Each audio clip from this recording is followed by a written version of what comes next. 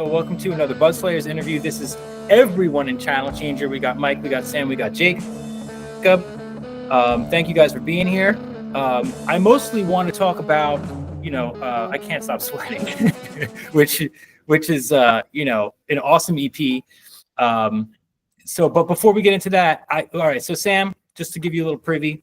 Sure. I talked to Mike he was the first one to the party. So I talked to him a little bit about how you two actually met through Monty. And you guys were like, I have an idea and I'm going to steal him. I'm going to grab Jacob from his shit and I'm going to put everyone together in my own thing. And you just kind of masterminded this little plan here of yours. And it seemed to work out pretty well, obviously. So you two met, Mike and Sam, you met through Monty. And then how did Jacob come into play? How did you guys meet? It's actually funny. So we actually all kind of met through my old roommate, Alexi, from college. Because I actually known my freshman year roommate was friends with Mike in high school. That's how I first met Mike. And then I also met Jacob from this guy, Alexi, too. So we all met through him, really. And then we've just, kind of stayed friends throughout. And then Mike and I started playing together in Monty. And Jacob's been in various bands in the OKC scene playing. He was mostly playing sax at first. And what? Jacob's a mean sax guy, but a mean bassist as well. Yeah. Wow. Have you ever thought about just throwing that in a track or? We've done it live a couple times, and we got one right now that I'm going to record sax for. Yes, please do it. Yeah. So I was also from Sam. I know because you sent me a little info, but I know there's another EP coming out like by the end of the month. I think it is, right? Or is it January? Yeah, I think we decided to break it up so we can there's two more singles we're gonna put out, and then everything else will have Jacob on it, so we can go back from hiatus and get all the bass included on everything that was missing. And a lot of it's old stuff that we did with him before anyway, so he's just got to record it. But so we'll probably have a single. We got a single on Friday, and then another single in January, and then another EP in probably February, March. So it's not going to be this December at the end of this month. It's going to be the end of you're going to waterfall it and release some singles until February. Okay, cool. Yeah, I think that's the plan. Yeah, that's always a good plan. So just to get this straight, is Jacob on I Can't Stop Sweating or? He's not on that one, but he knows all the songs very well. We just recorded it while he was on hiatus, but he's back now, so he knows the songs. Yeah, I have parts, and when I listen to it, I hear them. Only the real know the bass parts. Yeah. So let me ask you this: when it comes to this record in particular, I Can't Stop Sweating EP, was it recorded live? The drums were. I guess you could say the drums were all like one live take. Well, I mean, what I mean is, were you guys, because the way that it feels like everyone that was involved with it was in the same room. It was like a live recording. Like everyone was recording all the parts, either at the same time or you guys actually played them live to track the record. We actually didn't play it at the same time. We did a scratch track for the drums, and then I went back in and did all mine separately. Our friend who recorded it, Brody, he's like the most meticulous dude I've ever met. And he had his whole goal was to make it sound live though. So he's going to love hearing that because that was his whole point, was wanting it to sound as close to a live recording as possible. So it does. He did it. He fucking accomplished it. I mean, that's why I asked, because it's first of all, that's an audio engineer who recorded it being a meticulous guy is no shock, but that's in a good way. That's not a bad thing. But, I mean, it feels live just because of the energy on it. You know what I mean? It feels like you're listening kind of to a live performance. And it's also because it's the record is it's progressive garage rock with little hints of mathy stuff in there at times, and some crazy time signatures at certain points, and grunge, the essence of grunge and shit. It blends stuff together, and the way it was recorded, it feels live because it's arranged super well and it's all tight, but it's got a looseness to it. You know what I mean? Like it's got like this a little bit of a freeing like looseness to it that makes it that, and that's part of what makes it sound kind of garagey, you know. And that's part of why I like the record so much, because it's got that, you know, kind of like everyone's feeding from each other's shit kind of energy, which you can get from, you don't have to do a live recording to get that, because obviously it basically tricked me. That's the only reason I would ever ask that question, is because I thought it was recorded live. So you fooled me. Really good. That's the goal. It was, you know, let's make it sound like a live recording. Mike's good enough to play through all his stuff. You know, one take. He could have done it live. I wouldn't have been able to do it. I've never played a song 100% perfect live. So, well, I mean, we worked around it. 100% perfect is 100% perfect. That's a whole nother animal. Well, that's the thing too. It's like, dude, you know, so at certain points, guitar wise, anyway, it feels not improvised, but not like the whole thing, but like at certain parts, it feels almost like because it's got like this improvisational jazzy kind of feel at times. You know what I mean? Like the drum, like Mike, you definitely can probably do some jazz drumming, you know, because I kind of was feeling that vibe. Maybe you've been in jazz bands and shit like that before. You know, Jacob has rocking the saxophone, you know. So tell me about shows. You guys doing shows soon, or what's the deal with that? We got a lot of shows coming up. We got one this weekend, so we're playing Tulsa. So, you know, we got to go about 2 hours east. So we're trying to get out more. So we got a show in Tulsa. Got a couple more coming up in Oklahoma City, and Jacob hopping back on sometime in the new year once he's learned some of the stuff he's missed. And you know, we're happy to have the bass back. It's been a lot of live shows lately. Like we played a show a while back with some metal guys, and they're like, man, you need some like low end. I know. So like we're happy Jacob's back. I'm happy to be back. Yeah, no, it's good. So you have shows lined up.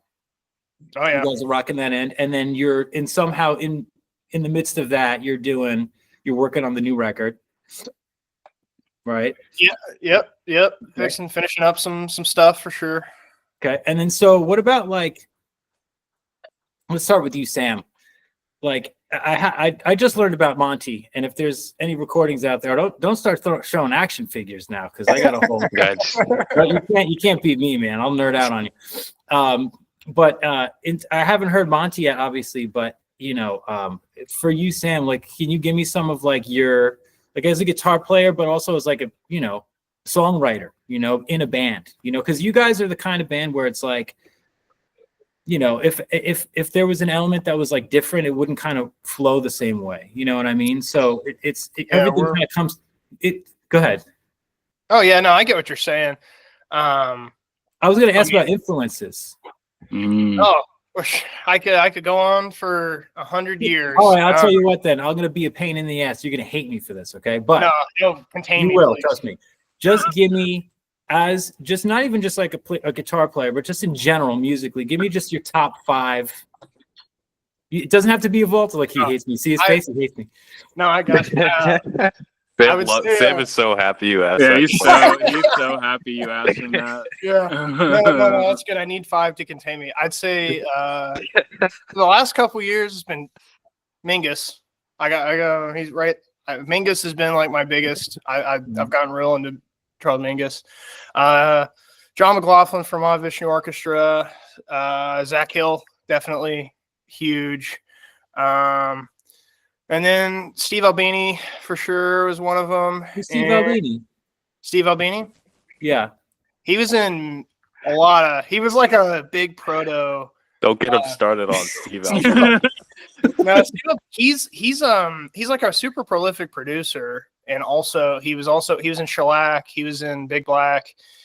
He recorded In Utero. He recorded that Breeders album that everyone likes. I haven't listened to. Yeah.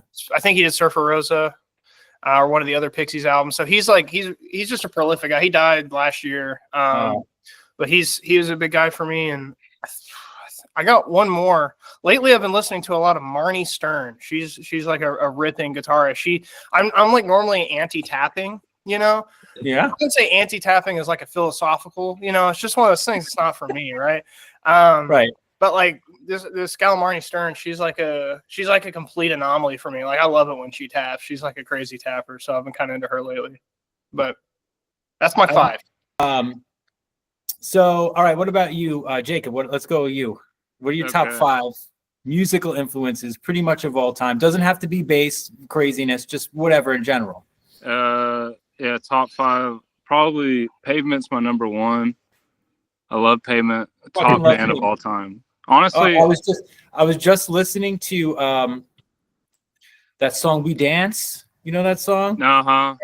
I don't know why, but I was in love with that song for like ages. You know what I mean? I don't know why. It was just to me, it was just a beautiful song, and I like how he throws the humorous aspects in there to it with the Brazilian nuts and the all that shit was. But anyway, I digress. I love Pavement too. Go ahead, keep going. No, it's the humorous stuff, the like off the wall, just like weird stuff. If I could give you one, that would be it. But then I'd probably also say like Ween. I really like Ween. I really like Swirlies. I really like the Smashing Pumpkins. Yeah. And probably like I've been really into Starflyer 59 recently, so I'm gonna say that. I don't know them. Real slacker stuff. Like I like that. Yeah, I don't know. Great fucking set list right there too. Great set list. Great set of bands right there for sure. Mike, let's go to you. What about you, man? Give me your top 5. Top 5. I might get some hate for this from Sam, but number 1, gotta say the Strokes. You can't go wrong with the Strokes. Thank you, Jacob. I appreciate that. You can't go wrong with the Strokes. You can't. I have the other 4. I can't really, like, as a musician, I can't really say. It's hard for me to like narrow down 5, but Ween's definitely. I think that's like our common link between the 3 of us is that we all like Ween. Yeah, no, I'm kicking myself for not saying Ween now. I'm like, this is ridiculous. Yeah, I'm actually surprised you didn't say Ween. That is vexing. But let's see, Death Grips, which ties into Zach Hill. Zach Hill is a big inspiration. I listen to a lot of Ginger Baker. I find his I'm a drummer. I like Ginger Baker. Yeah, there you go. Yeah. Par for the course. What's that? 4 of them? Yeah. 5. One more. Well, I'm gonna say Billy Woods. I think I like some Billy Woods. I'd say he's inspiring as a musician. All right, so it's safest to say that Ween is certainly the connection. Sam, don't feel bad, dude. I gave you 5. Yeah, no. If you give me 6, Ween would have been there. Would have been on there. Dude, I gave you 5, and you probably, if I said 500, you'd still be going right now, guaranteed. And that's fucking cool. That's why you do what you do, dude. That's a really, and so I like that Ween connection. And you know what? Listening to the music, I didn't really think about a band like that, which is funny. But if I kind of like look back at it now a little bit, now I can kind of maybe pick up on a little bit. Now I have to see, the thing was, when you ask someone their influences and shit like that, they can pull them from any kind of place. You know what I mean?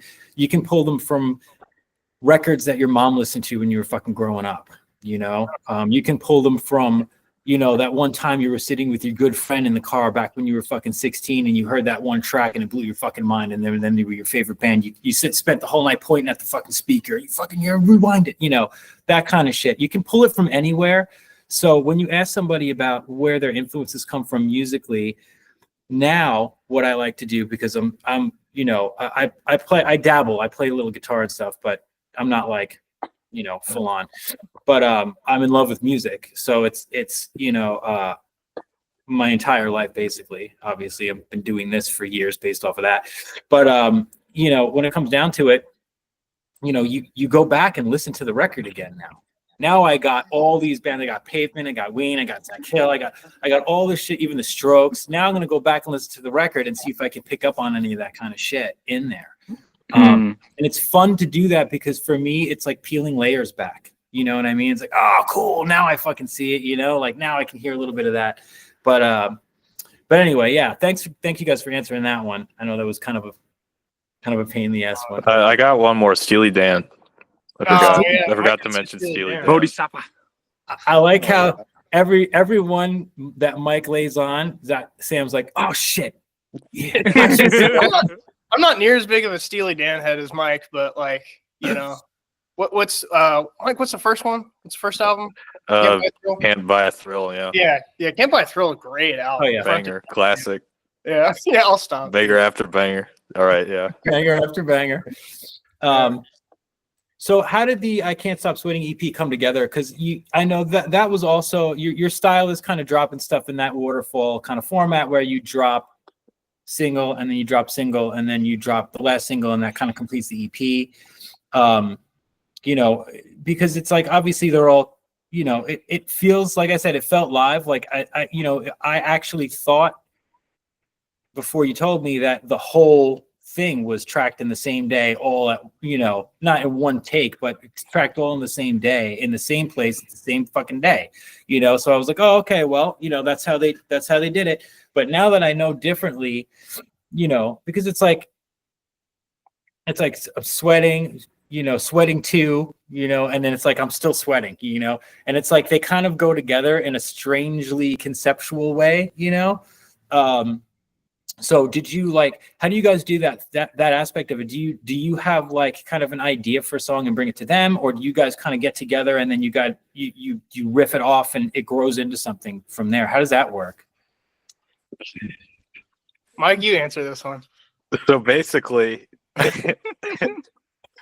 Sam, you know, Sam is a unique case in that he is able to play the same thing over and over and not get tired of it, and then play something else entirely different over and over and not get tired of it, and then string all these. Basically, Sam will just take a bunch of different riffs that he's played over and over, and you know, mix and match them until you get like a string of riffs. Oh. And that'll be how Sam makes like the structure of it, and then we iron it out throughout practice. But then, you know, me and Jacob will just like hop on, and you know, we're making it like all flow together. And really, it's like a exercise in songwriting for all of us, because like even though Sam is like the one who made the initial structure, we're all trying to. And Sam is really good about you know, adapting to what me and Jacob do too, which, you know, shout out Sam. I feel like I don't really do that very often, actually. I mean, I'll adjust a little bit, but yeah, generally like, yeah, the structure is there, and then me and Jacob, you know, we do our thing, you know. Yeah. So you come up with like, you know, the riffs or whatnot, and let's say you have, you know, so the way that Mike kind of puts it is like you have like a shitload of ideas, and you kind of piece them together, find your favorite ones, the ones that flow together the best. You piece them together, you bring them to the guys, and then they kind of do their thing. But you're not like, you know, hardcore dictatorship where you're like, no, it's got to be played like this. It's kind of, is it like that, or is it more like no open space? No, I think really. I can play anything. Yeah. I genuinely think I could play anything. And that's kind of true. I mean, the thing about it is like you know, I basically, you know, I could have said Stevie Ray Vaughan was one of my guys. We had like a big, you know, I was like super into the blues for like a long time. You know, our Mike and I's other bandmate Noah like turned, you know, it was the same thing you were talking about. I mean, I remember watching this live video of Stevie Ray Vaughan like dragging a cigarette while soloing, and I was like, this is the coolest thing I've ever seen. And I got like, deep into the blues for years. And I guess, you know, I think the natural thing to do is like, you know, kind of zig when you zag. And like I used to make so much fun of like math rock and odd time and like over technical music. And then I got like into just doing like, you know, I'm not a good blues guitarist. I'm a terrible blues guitarist. I have no blues rhythm. I can't feel the rhythm. I can't solo very well. I'm not very melodic, right? And I just kind of like naturally zagged, and went into like trying to write like just like riffs and real choppy stuff. And so like, you know, as a result of me playing very repetitive, choppy phrases. Like, it's kind of like the whole idea is that, you know, Jacob and Mike can kind of just play literally whatever they want over it. Is like Jacob's like in terms of bass is like, you know, really like melodic and not playing, you know, does not like to play the same note twice. And like, so that works, that like really, that's a nice compliment, right? Because I'm like very choppy and rhythmic. Yeah. And so it kind of fills a void that, you know, is there. And then Mike can pretty much just snap in and out of fills whenever he wants. And so, you know, I'd say Mike can really adapt as well. I mean, I do the least amount of adapting for sure. Well, yeah, Mike, you are definitely super in the pocket, but you, like I said before, you do have kind of that jazzy kind of jive. Not on all the songs, but certain parts of certain songs, you definitely have that kind of jazz influence kind of feel to it, where like you do little kind of, you know, lighter kind of ghostish kind of notes on the snare, and, you know, you let loose here and there and stuff. But I think all the elements of, you know, how the project turned out, how the record turned out, kind of complement each other. You know what I mean? And when I wrote the review on the record, I hope I said something like that, but I you know, I think that's what I meant to say was that, you know, like I said earlier, it's kind of a thing where like, and it feels like that, like how you mentioned it too. Like, that's why I asked if it was like a dictatorship, because I kind of knew it wasn't. But, you know, I think that you guys managed to piece everything together, and it just, when you listen to the record all the way through from beginning to end, it has like a kind of flow to it. You know what I mean? And it's very natural feeling, you know. And the cool part about it is that, like I said before, it kind of feels slightly improvised, but not really. Like, it's arranged, you know, it's arranged and everything, but there's elements about it that are a little loose and a little improvised. You know what I mean? Maybe that's where a little. I think that's probably the mic coming through on that. Yeah, because I'm like super rigid in structure, and I guess, you know, being that we try not to play, I mean, like, you know, our normal sort of like the joke is kind of like, well, we'll do this for 4 phrases, and then we'll go to another thing for 4 phrases, and then we'll do another different part for 4 phrases, which, like, you know, I think captures the same like sort of improvisational feel, but like while actually being really rehearsed and you know, I just hate, like, if you're gonna play instrumental music, like, in my opinion, like I'm of the mindset that's like it should be as, you know, attention deficit as possible, so you can't possibly be bored. Because like I think we've like probably all been to a concert where like someone does the 10-minute extended jam, you know, and you're like, oh, like I saw Built to Spill like not too long ago, and like Built to Spill is really good, but like, you know, they at the end they ended with like a 20-minute jam that was like trying to weed people out. You know, people just kept walking. They were like, you know, oh, play. What's the big Built to? I'm zoning out. What's the big Built? Carry the Zero. Everyone's like, oh, and they're like, yeah, no, we're gonna do a 20-minute jam. But like, you know, it's like if it's, you know, you want it to feel improvised. If I can't improvise, so I'm doing my best to capture that. They probably just did that because they could. Oh, they can. They're Built to Spill. They can do whatever they want. It was sold out.